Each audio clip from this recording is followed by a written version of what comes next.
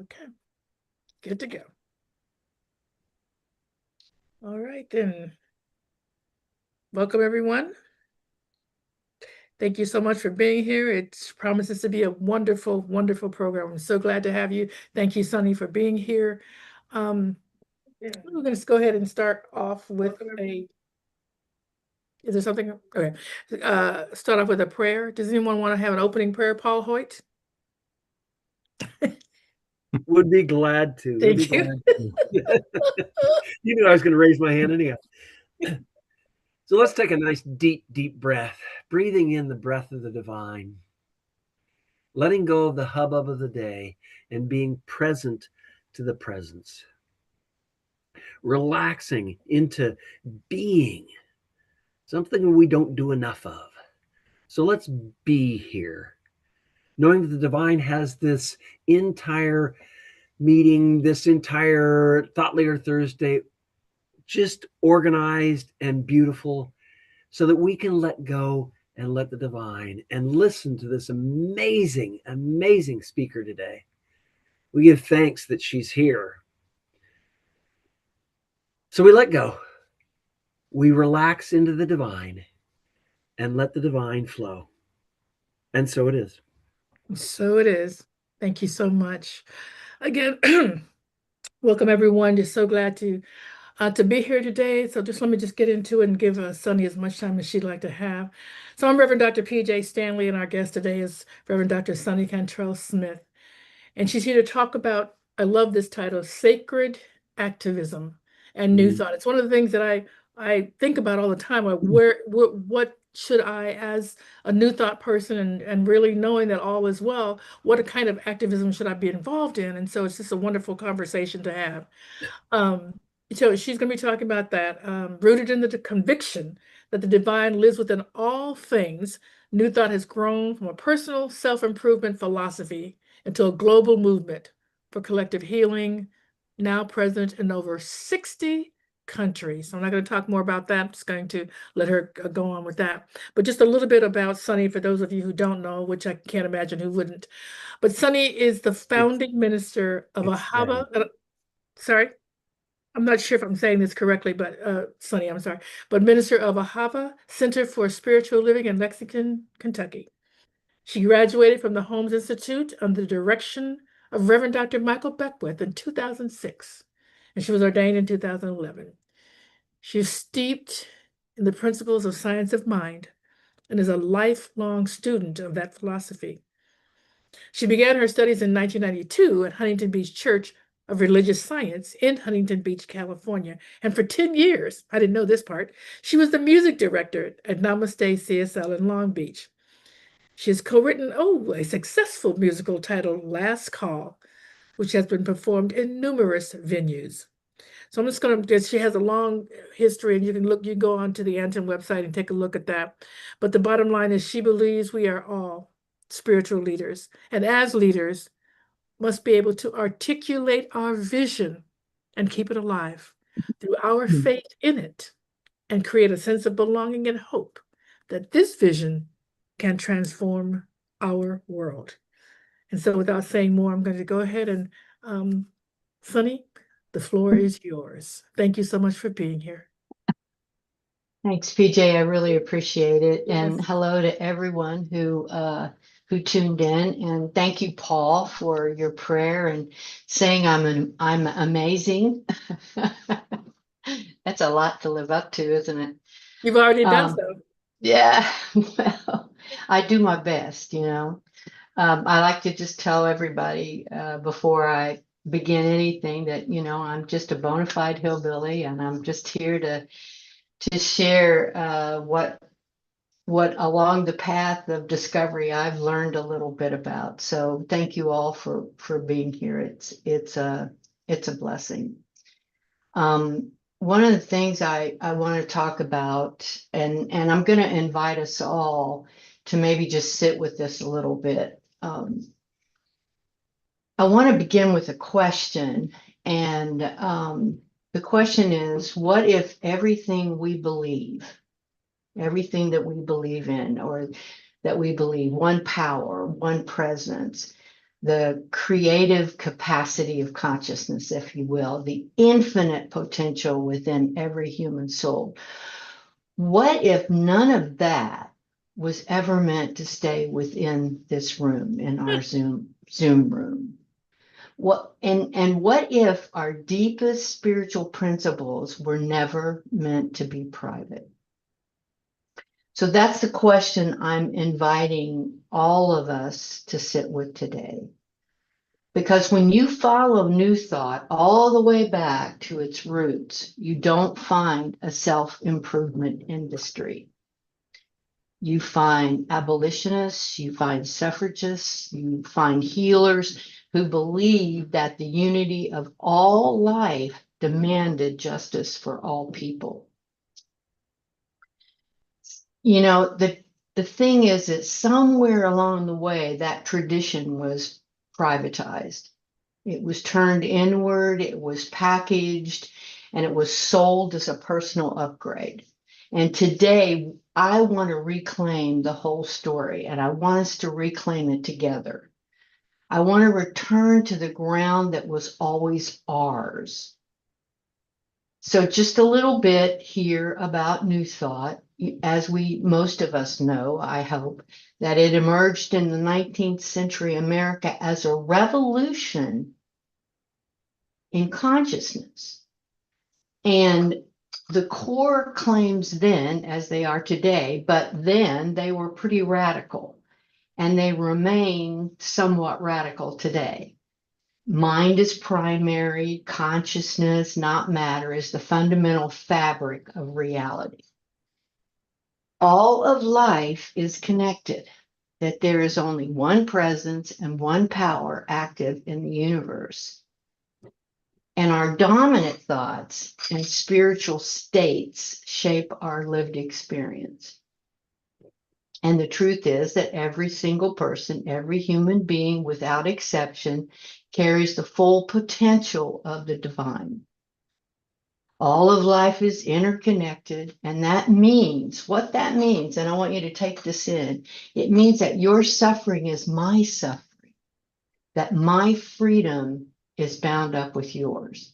So every person carries the full potential of the divine, and that means that no human being can be owned, discarded, exploited, or diminished, not without violating something sacred.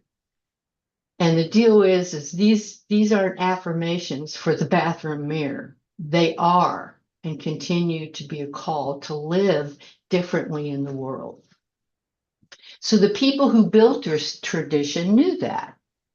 Phineas Quimby, often called the father of New Thought, believed that illness was rooted in false belief, and that therefore liberation from suffering was every person's birthright, not just the privilege of those who could afford a doctor.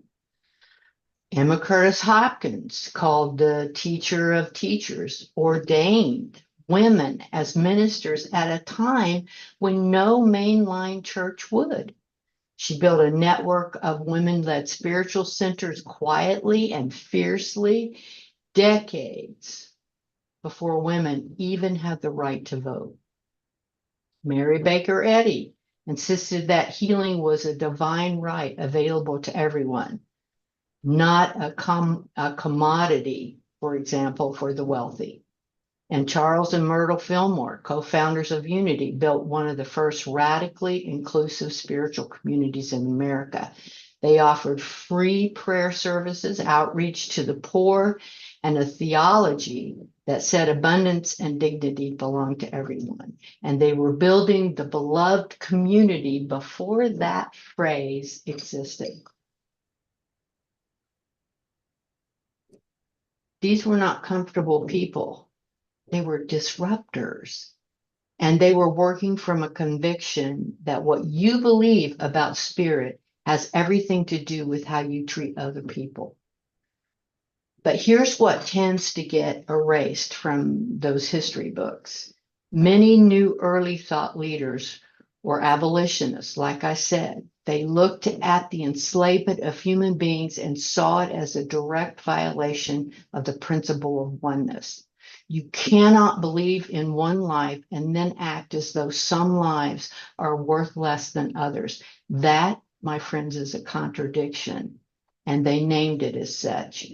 Emma Curtis Hopkins didn't just preach spiritual empowerment, she demonstrated it, as I said, by putting women in positions of spiritual authority when the rest of the world was saying no. And the unity movement ran what was essentially one of the first telecare prayer services in America, Silent Unity, crossing all radical and racial and class lines at a time when that was genuinely radical. And they sent free spiritual literature to prisons. They showed up for the forgotten. And Ernest Holmes, founder of religious science, refused to segregate his classes and his audiences long before civil rights law required it. He said, in essence, there is no black mind and no white mind. There is only one mind. That is not a neutral statement. That is a declaration of human equality rooted in spiritual principle. And he often talked about democracy. If you go back to the archives and listen to some of his radio talks, he talks about democracy quite a bit. And running alongside New Thought, sometimes intersecting with it, always breathing the same air, was a liberation theology deep in the African American spiritual experience. Sojourner Truth stood up in 1851, I think, and asked, "Ain't I a woman?" And that was not a political question, it was a theological claim. The divine inhabits everybody equally, no exceptions. Frederick Douglass showed again and again that the slaveholders had perverted Christianity to justify bondage. He argued that authentic faith, real, undistorted faith, demands the liberation of the oppressed, not as a side project, but as the main event. Harriet Tubman called herself an instrument of God's will. She heard the voice and she acted. 19 times she went back. And that's what it looks like when prayer becomes movement. Howard Thurman, the great mystic and theologian, whose work shaped Dr. Martin Luther King along with Gandhi, wrote that religion of Jesus was always meant for those with their backs against the wall, the disinherited, the forgotten, the ones the empire would rather not think about. This is sacred activism. It has always been with us. Spirit meeting the world with open hands. But here's where the story gets complicated, and it's important that we're honest about it. Because in the 20th century, a split happened. Napoleon Hill took New Thought's ideas about the power of the mind and stripped them down to their most marketable element, personal wealth. Think and grow rich. The spiritual depth fell away, and what remained was technique. Norman Vincent Peale brought positive thinking to millions through a Protestant lens and reached people who needed hope. And that mattered. But the communal, the prophetic, the call to justice, it quietly disappeared from our message. Louise Hay returned to the healing roots with radical self-love and genuinely helped I don't even know how many people.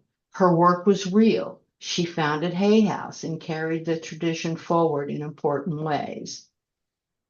Deepak, Wayne Dyer, Marianne Williamson even, they brought these ideas to global audiences, blending Eastern wisdom and New Thought's essential rights, all of it in essential insights. Millions were open to a larger reality.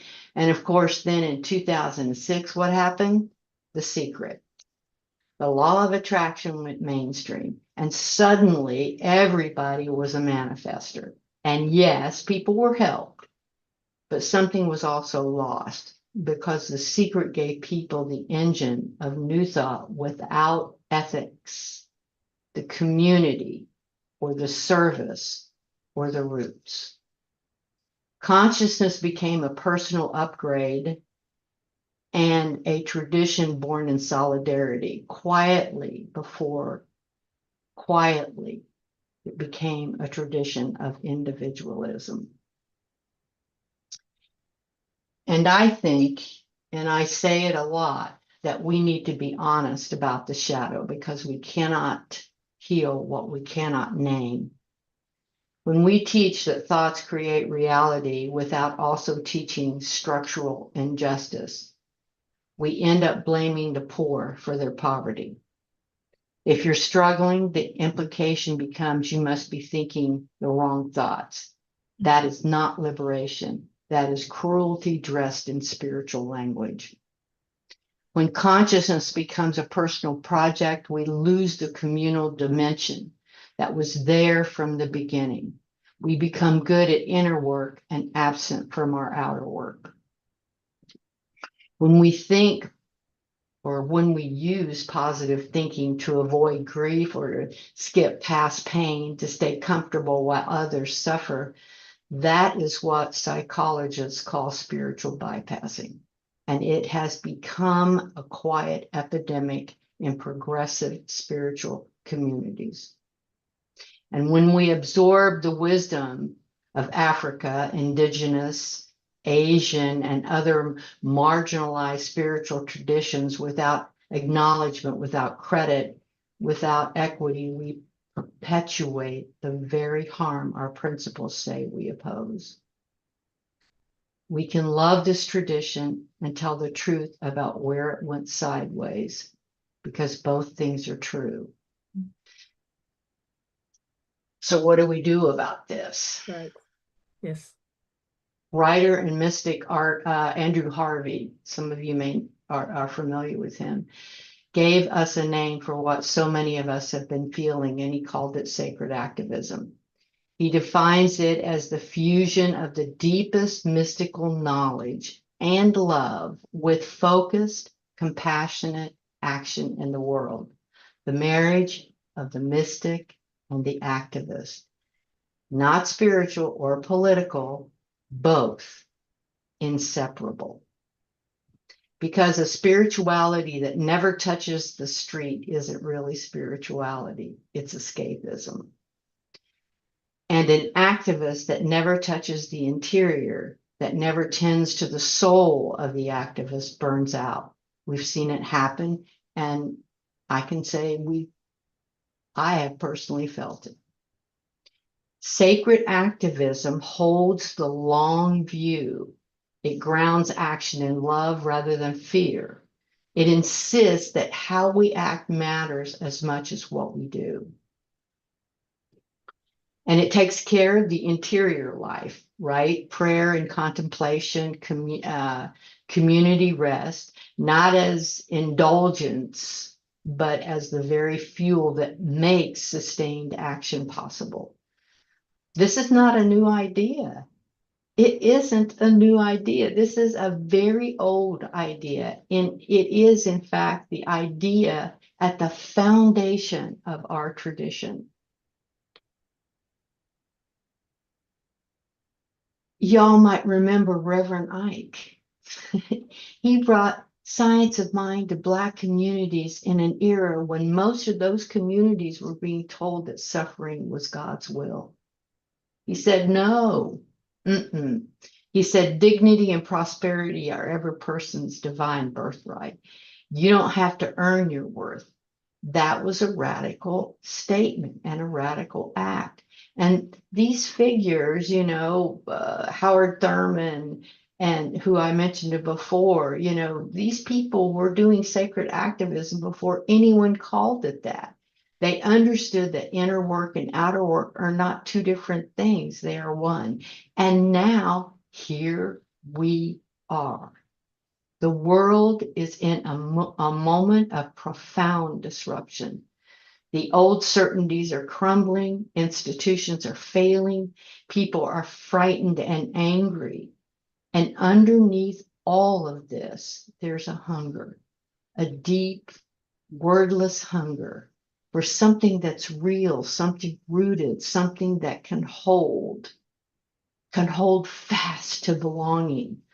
The world is asking questions our tradition was built to answer. Who are we to each other? Can we find our way back to the truth that we are not separate, that our flourishing and our mind are bound together? Can we build something fair? Can we organize our shared life around the dignity of every person, not just those with power? What does Spirit ask of us right now in this moment, in this country, in this world, on this earth? These are not new questions. They are the original questions, the one Quimby and Hopkins and Holmes and Thurman were wrestling with. And we have something to say to them. We have always had something to say to them. We are not being called to forge brand new ground. We are being called to return to the ground that was always ours. You know, it's an interesting thing, isn't it? When I talk about, or when we all think about fairness, when we think about sacred activism, you know, fairness to me is love with its sleeves rolled up. It asks not just what we feel, but what this moment requires of us. Fairness is a shape that love takes in institutions, in laws, and daily choices. It is practical holiness. And I think that right here and right now, we're faced with so much happening. It's mind-blowing. History's being erased. Fairness doesn't exist in most parts of our world right now. So what do we do as a New Thought movement? And it is a movement. You know, I think we still need to deepen the inner life, prayer and meditation and contemplative practice, not as luxuries, but as fuel. You know, a dry well cannot water a garden. And so the activists who have sustained themselves over decades, the Thurmans, the Kings, you know, the Barbers, they were all people of deep interior practice, deep inner sacred practice. That is not a coincidence. I think that we also need to speak in an expansive theology, to use our voice in service, in services, in study groups, in our communities, to proclaim a theology that places every human being inside the circle of divine love. No exceptions, no asterisks. I think that we need to learn the full history of our New Thought movement, of this tradition. Begin to really know Howard Thurman, know Emma Curtis Hopkins, the Fillmores, Holmes, know the places where our tradition fell short and told the truth about it. Own the whole story. We need to build intentional communities, create covenants, real agreements about how we're going to show up for each other across the lines of race and class, ability and difference. Not just mission statements, living commitments. And we need to act in the world. We need to vote, volunteer, donate, protest when Spirit calls it forth, and show up. Our beliefs are measured not by what we affirm, but by what we do. And friends, we are not starting over. We are coming home. The earth of justice was beneath our feet all along. The seed of equality was planted at the very beginning. The water of compassion has always been flowing. New Thought was never only about healing your bank account or manifesting a parking space. It was about knowing, really knowing in our bones that you and me and every human being are made of the same divine substance, the same sacred breath, the same infinite love. And if that's true, if we actually believe that, then nothing can diminish another human being. And nothing that diminishes another human being can be acceptable to us. Nothing that excludes oneness or oppresses or erases is consistent with what we all know about the one life. And that is not a political statement. That is a theological one, and it has always been ours. So let me leave you with this charge. And it's pretty simple. Pray deeply, act boldly, and love fiercely. And let your spiritual practices be so real and so rooted and so alive that it cannot stay inside the sanctuary. Let it walk with you into the voting booth. Let it sit with you at the table of reconciliation. Let it stand with you on the side of the forgotten. This is the new thought that was always meant to be. This is sacred activism, and this is who we are called to be. Peace and blessings. Thank you so much, Soni. Beautiful, beautiful. Whew. You just said so much, and I've written out some thoughts, but I don't want to be the only one to speak. So what I'd like to do is, who has a thought, some questions for Soni, some comments, some hallelujahs, whatever you'd like to say, please raise your hand and let's give some feedback to Soni. We have Rob Ward. You're the first one to say that you have something. There you go. Yes, good morning. Yeah, I'm hi. always inspired by you, Dr. Soni. Every moment, every day. My response to this is there are three of us in ministerial school within CSL that are looking at street ministries. We're looking these as not teaching chapters, not teaching centers, not focused ministries, but something new and different. We want to be out there in the streets as ministers, ministering and presencing people every day. That's our call. That's our mission. That's how we see responding to Dr. Soni's call. Removing the walls, not trying to get a body and a seat on a Sunday morning or a special program during the evening, but really presencing and being present with people out there who need a sandwich, need a hug, need a prayer, need somebody to just witness and see them each and every day. So thank you, Dr. Soni. We are taking up the call. Thank you, Rob. Thank you, Ward. I don't know, CSL Common Ground. I don't know what your name is there. Sorry about that. I was running late and didn't change it. Reverend Rafe. Thank you. Thank you. Hey, so Ray. much. Good morning. Good morning, Sister Sunny. So I have a request that you stop using the lie history is being buried, because it can't be. That is affirming the problem. The bottom line is history is eternal. It is absolutely being buried under lie after lie after lie, but it is not being erased. It cannot be erased. And I'm very sensitive, admittedly, to the term erasure. As a transgender man, there is a tremendous effort to erase me, to erase my identity. And the place where I have absolute hope is in the agency that I am an eternal being intentionally here as this. And I don't care how much you want to erase me, you can't. I cannot be erased. And so I think, what we say matters.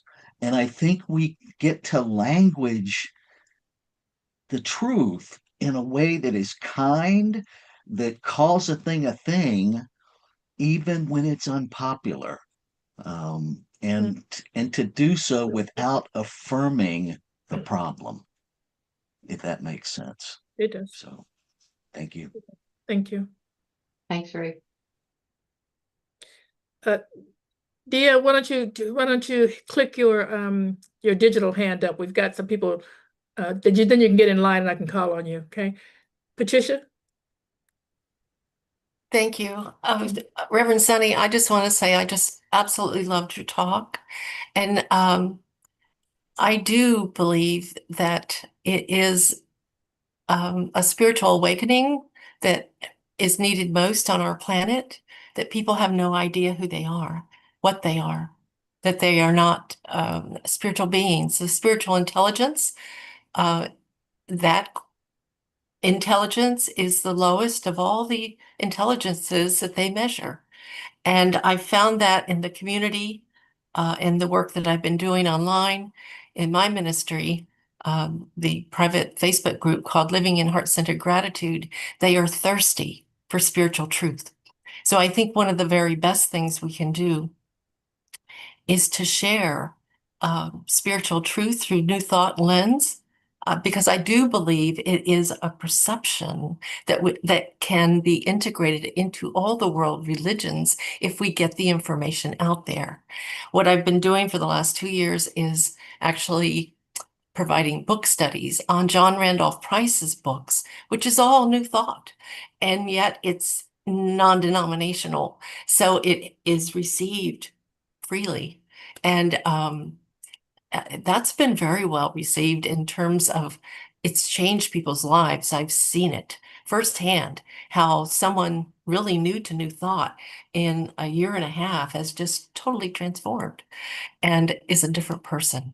So there's a philosophy that I have and I'm promoting. It's called the Divine Two-Step, because it gives people a direct experience.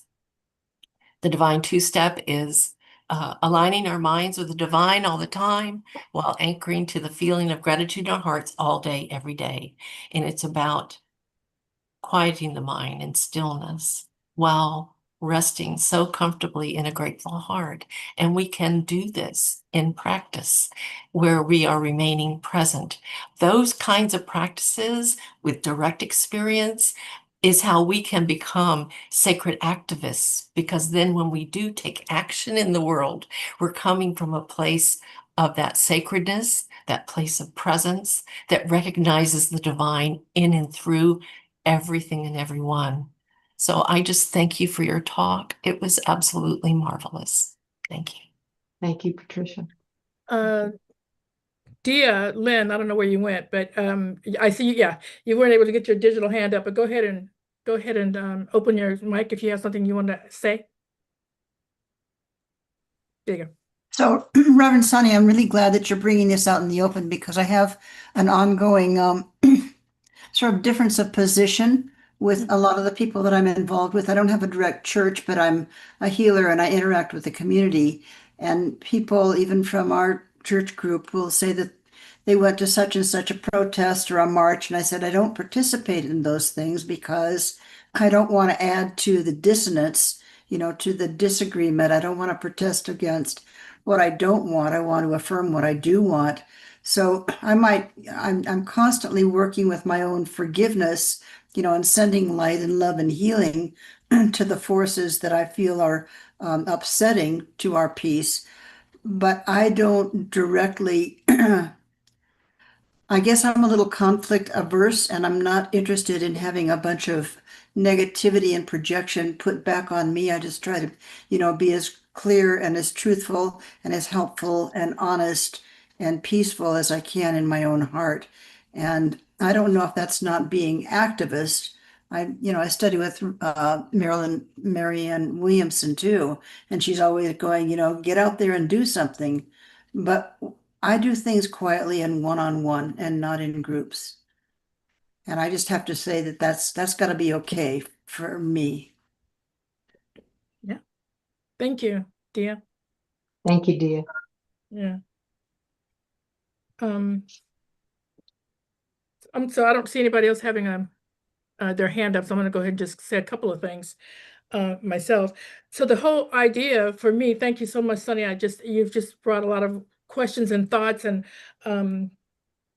just information to the table for us to think about and to figure out what it is, what's our role in this. Celeste, I'll get you in just a second. I see you there. But for me, an activist doesn't necessarily mean that like Tia was saying, Dia was saying, I don't necessarily need to join a group. I can. I'm not averse to that. But I think activism begins with me. When I speak up, when I hear something that I don't feel is actually the truth, or certainly not my truth, or someone is saying it as if it's everyone's truth.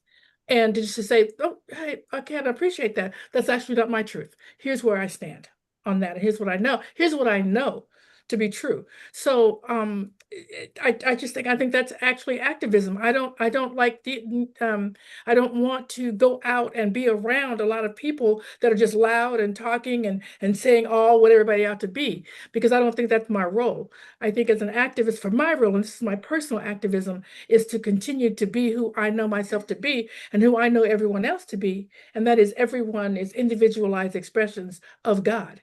And how they're showing up as God is what I see, is what I'm looking at, is what I speak to. So it's not about me being right, they being wrong, they being right, me being wrong. It's what we know in common, and speak to that all the time. That's just my idea of activism. That's all I just wanted to say. So thank you. Celeste. Thank you. Uh-huh. Thank you, Dia Lynn, Yes. because I think that is the best thing. Personal ministry as being the light, or lighthouse, as some people say, that shines so brightly that people say, how do I get this light? How do I bring it into my life? And that opens the door for you to express your spirituality in an active way, because they see it's working through you and they say, I want it to work through me too. Yeah. So you're doing the right thing. You're on the right path and you're headed in the right direction. I'm writing a book too. Who just said that? That you're writing a book? I'm writing a book. Yeah, who's saying who's I'm? Dia? Yeah. Dia, okay, thank you. So we can all know whose book to look for. Dia, okay, got it. Dia Lynn, thank you. Thank you so much. Yes, Steve, Marlo, you have your hand up? Yes. Yeah, okay. Let's see how this is received. I come from a background, hello, Unity, San Francisco, but it took me moving out of San Francisco to find, for you to find me. I've been missing my ACT UP, fight AIDS days. And sometimes I sit here and think that we make this, make CSL very pretty, very pretty. Yeah, thank you, Rafe. Soni, I was shouting. I scared my cat.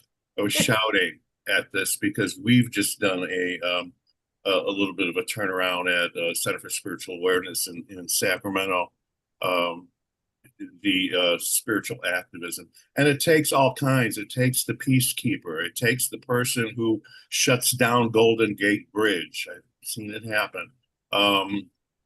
It takes the person who writes the check. It takes the person who gets out and votes. It takes the person who sits down with somebody in my congregation who's very upset about the political and meet them where they're at. It takes all kinds of this, and that includes the marching, the protesting. I don't view protesting as negative at all. I think it's positive. It's changing. It's an expression of love reacting to the call for love. So thank you. New faith in CSL. Thank you. Yeah. Thank you, Steve. And Thanks, what I Steve. want, what I just want to go ahead and say to that, Steve, is also you're exactly right. All ways in which we acknowledge our spirituality, which we acknowledge what is ours to do, is all great. It's all good. There's no one right way, wrong way. It doesn't matter. It's whatever's speaking to you. So yeah, after all of that is actually correct. Yeah, thank you so much, Steve. I think what you're saying is it's not either or, it's both and. It is this and exactly, Sonny. Thank you. Yeah, Steve, thank you so much. I'm sorry, I don't know how to say your name. Is it Buffy or Buffy Fennell? It's a great name. How do you say it? Buffy. Buffy. All right, Buffy the Vampire. Okay, I'm sorry. Go ahead. No. No. I know. I'm just sticking it with you. That's That why I was said Buffy name. with a Y. Hey, Buffy. Hi, Sonny. Good to see you, and thank you for really inspiring talk. And I want to know if we can get that copy of that. I know you recorded it, so that's going to be available to us. It all goes out, Nate, right, Bill? It all goes to everybody who's on the, yeah, it all goes to Okay, everybody thank who's you. online, who signed up and registered. Thank you, Bill, You get a because I copy. couldn't write fast enough. Yeah, exactly.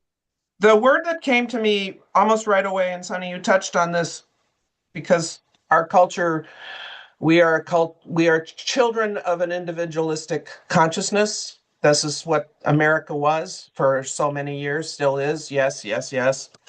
And the lens of the collective is still very foreign to most of us. To say what is most important in my life is what serves the collective, and then how can me as a unique and remarkable reflection of spirit, how can I serve the collective as I move forward in life? That's the lens I'm hoping we can shift to, is that we start looking through the collective lens first, and then discern what's ours to do as we serve the collective. And the collective is everybody, of course, but whatever that looks like for you. The other piece I continuously do is I call out what's working. Now, several people said, this is how I choose to serve. Like Dia said, she wants to serve in small groups. I know I prefer small group ministry. But each of us is serving how we can, and that's good. I mean, that's spirit. To not minimize how we serve. There's as much God in a pea as there is in an elephant. So each of us is serving God and spirit as full-throated as we can, and there's no less than, there's no missing parts there. And I went to one No Kings rally, and because I wanted to be there being for something, and I was delighted at how many people were for something. So I didn't need to go back, because there were a lot of people saying I am for peace and etc. Back to calling out, noticing what's rising up, where is good showing, what sprouts, what giant flowers, all of it, not just what's not working, affirming that we are no longer the best kept secret. Yeah, Rafe, that we don't want to keep affirming what we don't want to have anymore. So that was a double negative, so it's all positive. And I will now get off my soapbox and complete. Thank you. Thank you, Buffy. Thanks, Buffy. I don't remember where I read this, but it has become a question. For me, every time I think I have all the answers, I know I'm not asking the right question. And so one of the questions that I ask myself frequently, almost every day, is what am I willing to give up to eliminate someone else's suffering? And I think that's important for all of us Beautiful to question. It's a beautiful question. Yeah. Yeah. Mhm. Thank you, Sonny. Thank you. Yeah. Joy?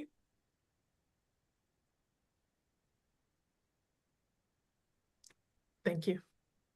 Hello. Hi. Hello. Thank you so much for that beautiful, beautiful expression of truth, Reverend Sonny. You just touched my heart. Thank you. My husband and I, hello, Bill Thompson, have attended several, as we call, protests.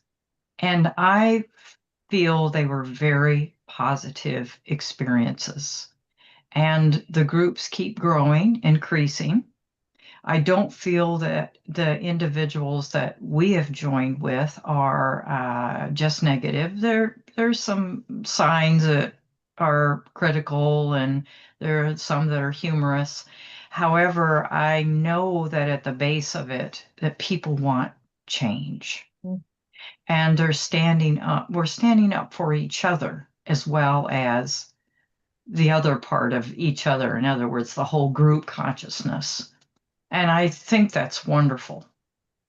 We have been honked at many times, positive honks. Very few of people that have different opinions than we do respond, but the majority are positive, and it's very energizing. And I feel that it gives hope for those people that feel distressed, because we're all so unsettled with what's going on.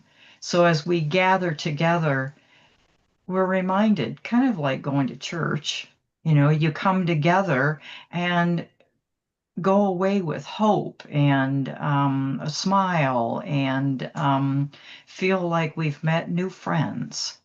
So however we serve in our own ministry and our own social activism is exactly where we need to be.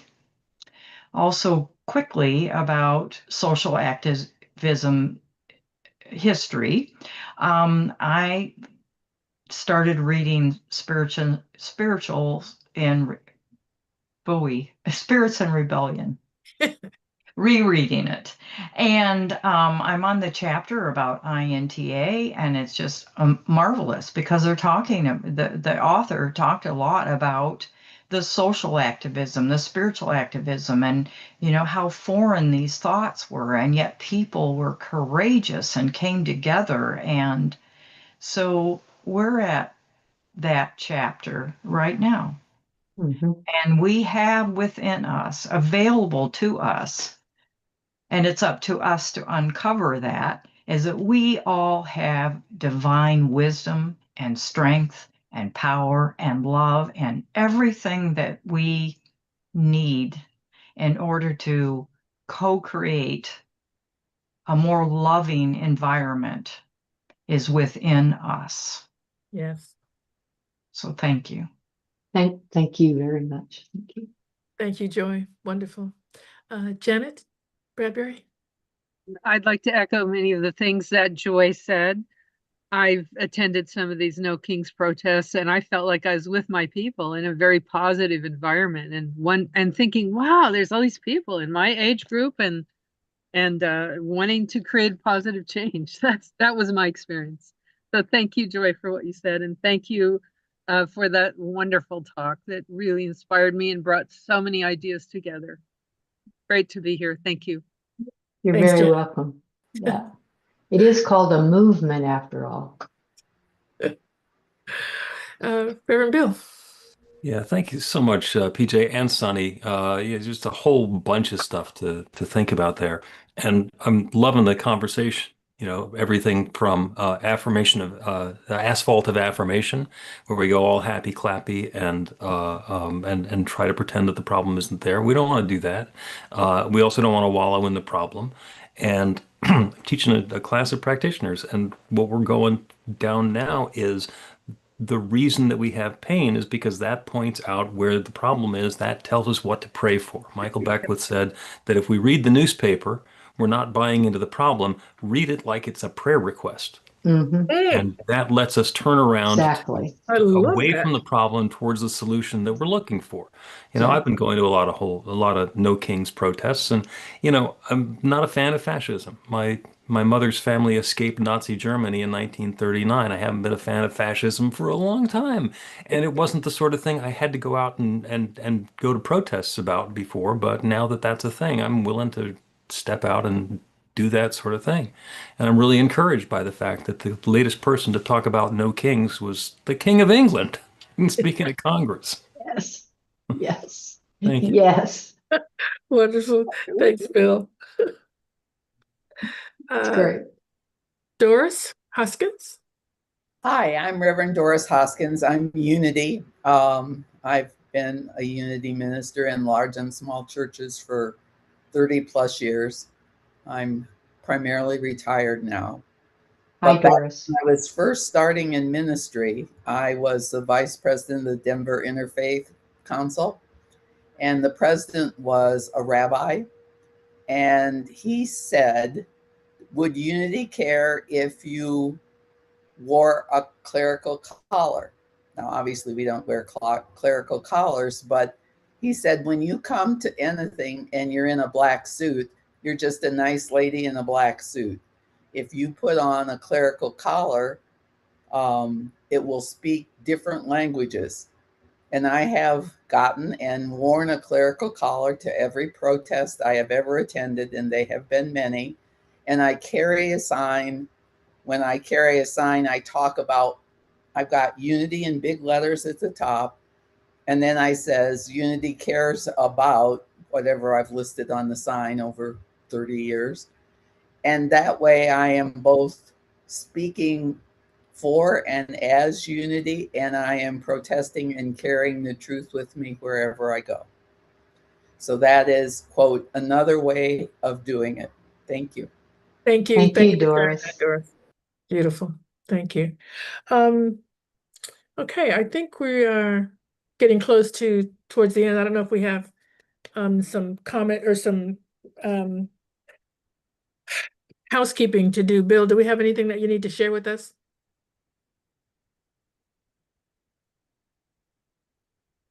Yes. There you go. Yes. Yes. There's always housekeeping to do. And in fact, tomorrow is the 1st of May, which is when the Anton newsletter goes out. And there's so much stuff going on at Anton that we had to do a special article in the newsletter about that. So we have weekly and monthly and annual events that are going on, and quarterly as well. So there's lots of stuff going on at Anton that is wonderful and uplifting and important.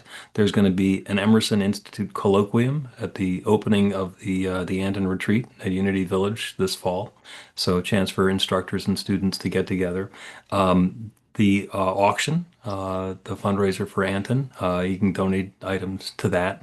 And I encourage you to keep an eye out for the newsletter, because that will list all of the things without having me tell you about all of them now, because you're all on the email list for that one for tomorrow. And oh, by the way, Thought Leader Thursday is we actually live stream it onto YouTube. So as soon as this is done, you'll be able to go to the Anton website, and at the bottom of the homepage, this will show up for you. Oh, excellent. Excellent. Thank you so much, Bill. Just want to thank you all so much for this. This was a great talk. We often have just wonderful speakers, and I love New Thought for that reason, that we have what we believe in, all of that, but we're also show up in different ways in terms of how we present ourselves and how we send our message out. So I love hearing about all the different ways in which we're getting our message out. Soni, do you have any last words you want to leave us with? I think just thank you so much for inviting me here today. It really is a blessing to be with all of you, and you know, I value each and every person in this Zoom room, and those who could not be with us today. And I think it's important to always leave that message that you are loved and valued. And I never want to leave the planet without people knowing that I really care, and that that's important to me. So thank you all so much for being here, taking the time to be present, and to spend some time with me as I get to spend with you. So thank you all so much. What a blessing. Thank you. Thank you. Thank you so much. We have a few more minutes left, and so I'm going to take advantage of that and say a couple of things myself. It's just, it's hard to say. I mean, it's hard to put it all into a succinct thing that I want to say, but one of the ways in which I'll tell a story about my sister. My sister, and I was raised as a Southern Baptist, and so my sister still is. Me too. Yeah, okay, so there you go. And so when I first got into New Thought and was talking about this, she was so worried for my soul. I mean, and this was a true worry. She wasn't trying to, you know what I mean? She was really concerned. And so we just kind of talked back and forth, and I said, let me just say to you that I know the same God that you do. It's not a different God. It's just how we celebrate and how we understand. And so you don't have to worry about me, honey. You really don't. And that, for whatever reason, seemed to to calm her soul. And we have had so many great conversations. She has come to Anton. She's come to our retreat. She's taken classes through Anton. She's still, she is a deacon in her church. She loves what she does, but she also loves what we're talking about. So my point, I guess, is that we just get to be who we are, whatever that is. We get to show up and be 100% honest with ourselves about what we need, who we are, and how we understand, and then speak that in the world. There's no place that I go that I don't speak who I am and how I understand to whoever's talking, whoever's asking. But the biggest thing that I think is the same and that I speak the most of is the thing you talked about earlier, Soni, when you first started, and that is the love. It doesn't matter how you practice, love always shows up. It just shows up as the thing that cuts through, real love. So when I say real love, what I mean is that in my own head, as I'm talking to someone and I'm starting to judge, I'm starting to have a value opinion, then the question that comes up in my head, I really feel like it's just God talking to me saying, where's the love? Where's the love? So that's the question all the time, is where's the love? If that's what's showing up, then that's what's going to unite us, no matter what religion we practice. So that's just a thing I wanted to leave you all with. I love, obviously I'm assuming that most of us on this call are New Thought, because it's just kind of open. It doesn't mean everybody is, because I know there's people that come on here that are not, but that's okay. I think if we show up as who we are authentically and love, and we let love lead, like the three of us, just let love lead, there's no way that we're not going to touch hearts and be authentic and do what we're here to do. And that is be individualized expressions of God. And that's all I want to say to you all. Thank you all so much. Thank you. Thank you. Thank you, Pjae. Yeah. Thank you so much. We're a little early getting off, but I think you guys are probably can fill up the 3 minutes we have left.